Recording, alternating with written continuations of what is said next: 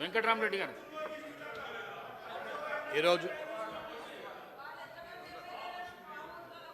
అధ్యక్ష అందరికీ నా యొక్క ధన్యవాదాలు తెలియజేస్తున్నాను. మీ ద్వారా తోటి సహచార సభ్యులందరికీ కూడా నేను హృదయపూర్వక ధన్యవాదాలు తెలియజేస్తున్నాను.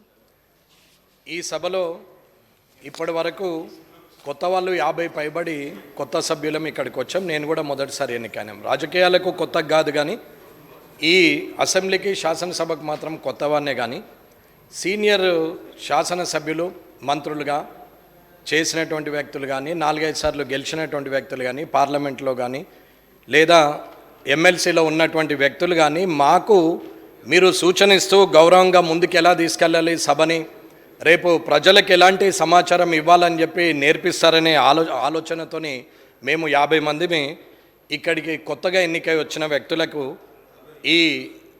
ఈ విషయాలు చూస్తూ ఉంటే చాలా ఇబ్బందిగా ఉంది. సరే, సీనియర్ శాసనసభ్యులకు వారి ఆలోచన మేరకే వదిలేస్తూ 1 మినిట్ ఇప్పుడు వెంకటరామరెడ్డి గారు 1 మినిట్. ఇప్పటిదాకా శ్రీ జగదీశ్వర్ రెడ్డి గారు మాట్లాడిన వ్యాఖ్యలన్నింటినీ రికార్డుల నుంచి తొలగిస్తున్నాను, ప్లీజ్. కరెంటు విషయంలో కోట్ల రూపాయలు పెట్టారు, అంకెల గారడి ఉండొచ్చు, లేకుంటే నిజమైన సంఖ్య ఉండొచ్చు. ఇప్పటి వరకు ఎవరు అభివృద్ధి చేశారు, ఎవరు చేశారంటే భూమికి ఎవరు ముగ్గుపోయలేదండి. ఒకరు చేసుకుంటూ వస్తుంటే దాని తద్వారా వచ్చిన ప్రభుత్వాలు దానికి ఇంకా మంచి చేయాలనే ఆలోచనతోనే ప్రయత్నం చేస్తూ ఉంటారు. దాంట్లో కొన్ని తప్పులు జరగచ్చు, లేదంటే తప్పు కావాలని చేస్తే దాని మీద ఎంక్వైరీలు వేయచ్చు, అవన్నీ చూసుకోవచ్చు. దానికి కమిషన్లు కానీ జ్యుడిషియరీ కానీ ఉందనేది నా అభిప్రాయం. ఇకపోతే ఎన్ని వేల కోట్లు పెట్టినామన్న కన్నా సామాన్య రైతు, సామాన్య ప్రజలు ఆలోచించేది మాత్రం వారికి అందుబాటులోకి వచ్చినటువంటి విద్యుత్ కానీ వారికి కావాల్సినటువంటి సౌకర్యాల మీద ఆలోచిస్తారు.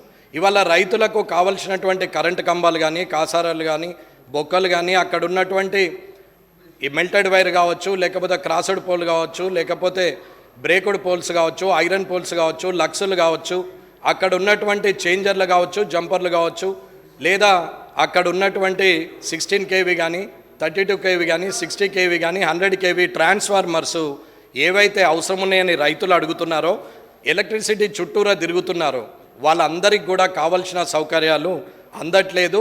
జిల్లాలు ఏర్పాటు చేసింది కానీ అక్కడ ఎలక్ట్రిసిటీ డిపోలను ఏర్పాటు చేయలేదు. ఉమ్మడి జిల్లాల్లోనే ఎలక్ట్రిసిటీ డిపోలు ఉన్నాయి.